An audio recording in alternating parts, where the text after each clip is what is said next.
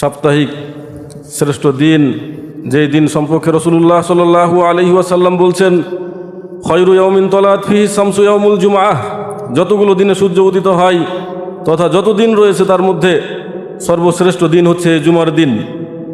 বাকি 6টা দিনের চাইতে এই জুমার দিন শ্রেষ্ঠ কেন, এর কারণ বর্ণনা করতে গিয়ে রাসূলুল্লাহ সাল্লাল্লাহু আলাইহি ওয়াসাল্লাম বলছেন, ফিহি খুলিকা আদম, এই জুমার দিন এমন একটি দিন যেই দিনে আমাদের পিতা আদম আলাইহিস সালাতু ওয়াস সালামকে সৃষ্টি করা হয়।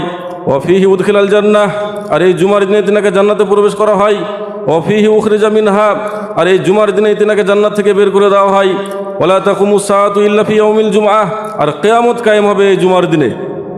শুধু তাই নয়, রাসূলুল্লাহ সাল্লাল্লাহু আলাইহি ওয়াসাল্লাম বলছেন, ইন্না ফিল জুমাতি লাসাআ, জুমার দিনে এমন একটি সময় রয়েছে, লা ইউআকিফু আবদুল মুসলিমুন ইয়াসআলুল্লাহ ফিহা খায়রান, কোনো মুসলিম বান্দা যদি সেই সময়টুকু ইবাদতরত অবস্থায় পায় এবং আল্লাহ সুবহানাহু ওয়া তাআলার কাছে কোনো কল্যাণ চাই, ইল্লা আতাহু ইয়াহু, মহান স্রষ্টা রব্বুল আলামিন অবশ্যই সেই বান্দাকে সেই কল্যাণ দান করবেন।